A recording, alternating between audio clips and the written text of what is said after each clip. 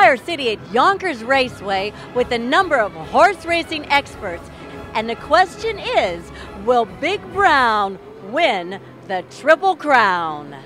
Big Brown is clearly the horse to beat. It's his race to lose. I think he has to come back to them more than they go to him. Two questions. The hoof is a problem, mile and a half is a problem, and as we've seen here tonight, there have been a lot of horses that came to this race with a lot of hype that have been defeated.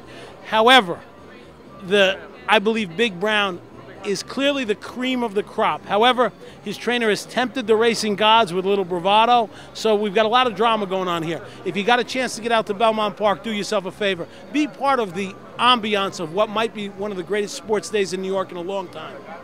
It's tough for me seeing him not winning this thing. I mean, he's been so good in the Preakness, and he was so good in the Kentucky Derby. He just does everything so easy. I saw him work today, and it was the kind of work that visually wasn't that impressive. It didn't look like he was going that fast. It didn't look like he was trying that hard. And then you saw the final time, a minute flat, and he was moving right along. And he does things so effortlessly that, you know, it's tough for me at this point to see him to see anybody like stepping up and beating him in this race. So we'll see. It should be great, though. I mean, we've got a lot of people coming out for it, and it's good for New York, and it's great for racing, so we'll see. I am not as sold as everybody else is on Big Brown winning the Triple Crown. I think he has a lot to overcome, the distance, his pedigree, as well as the quarter crack. Unfortunately for some, I think there's going to be about 160,000 very disappointed people this Saturday at Belmont Park.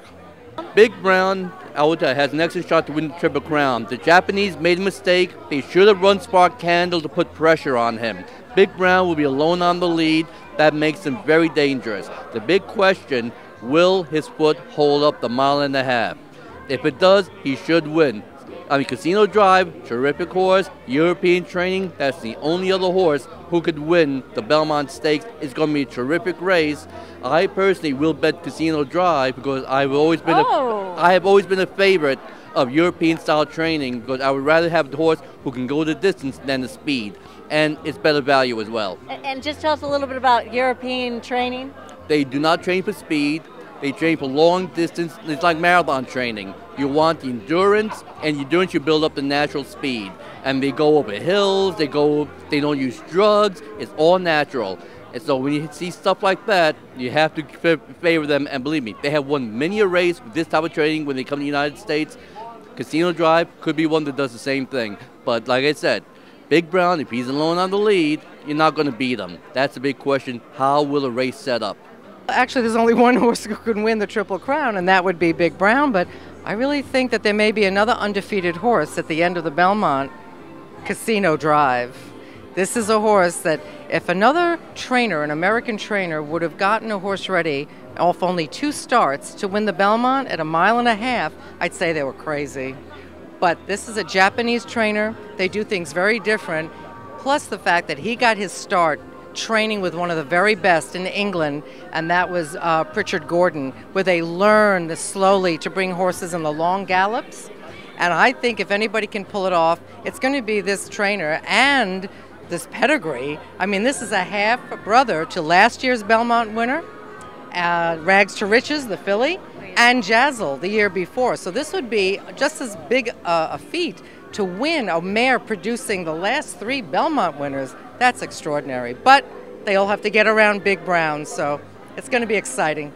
What about Big Brown's hoof? Well, you know, look, you don't want anything at this stage of the game. You want clear sailing. So you don't want any little thing to come along like what happened with Spectacular Bid in 1979, where there was a safety pin of all things in his stall, and it was pretty bad. And he finished 3rd, and they kind of blamed that on that. And some blame the jockey, but you just don't want a straw in the path when you're going for something like this. And it's of concern, but right now they seem to have it under control. But a mile and a half over a very sandy track that he's never really run on, there's a question mark here, sure. When I'm thinking about it, I wish him the best. I hope he wins. That'd be nice to have a Triple Crown. I think they need that. Tell me about the role of the jockey in this race. The role? Yeah, the guy's good. He's probably have a little pressure on him, you know. But he's a guy who can handle that pretty good, I'm sure. You know, he's a great jockey, so he know what to do, you know. So he's going to do a great job, I'm sure. Yeah. Our next guest of honor is Stephane Bouchard. He's won 6,500 races. How do I know that? I read the Daily News every day. Bouchard, Bouchard, Bouchard, Bouchard, Bouchard. If you come here and don't bet on him, where's the local mental institution? I mean, what's wrong with you folks? In any case, the reason I like harness drivers, and I'm going to ask Stephane to come up here they have no agents. Stephane Bouchard, ladies and gentlemen. They have no agents, so they pick their own horses. No one to fire, no one to blame. This is a wonderful game. Stephane, you've driven many, many, many great horses, but you watch both breeds. Tell me your impressions as an outsider watching Big Brown. Well, it's hard to compare with him to a Thoroughbred, but I mean, I drove quite a few good horses, but the way he's tried, and he looks like a big, strong horse, and watching him, it's impressive. Like some good Thoroughbred horses, some extent, you just watch them, they're more impressive than others. And he's one of them for sure. He's the way he strides and he looks. It's like a great horse. Well, I think it's going to be a very interesting day. I think both of these horses are very talented enough to put up a good show. I'm expecting a lot of people to be there, and hopefully the best horse win. Well, I work for Jan Velasquez, and he's riding for Pleasure. We've been riding for him for the last 10 years. We have a horse that is very light racing, but he's got a chance. He's a good closer, so if anything happens with them two horses, he's got a chance. In racing, if you really want to make God laugh, you'll make a lot of plans and a lot of predictions. If Angel Cordero, you were riding Big Brown, and you know a mile and a half, you know all the hype, you know you're on, what are you worried about if you're riding him on Saturday? Well, the first thing you have to worry that he's healthy enough to go around there and perform as good as he is. And then you have to worry about the pace. You don't want him to get too rank. You want to save them for the end. And you have to respect other horses in the race. It's like any competition. You always have somebody that you have to beat. I think Casino Drive probably is the biggest competition he faced. Even so, he only raced twice. He's been very outstanding. He's bred to go the distance. His mother's side are two Belmont winners, so he's going for history too. But in my heart, just looking at the paper, I think Big Brown is probably a special horse, and I think he's the horse to beat in the race.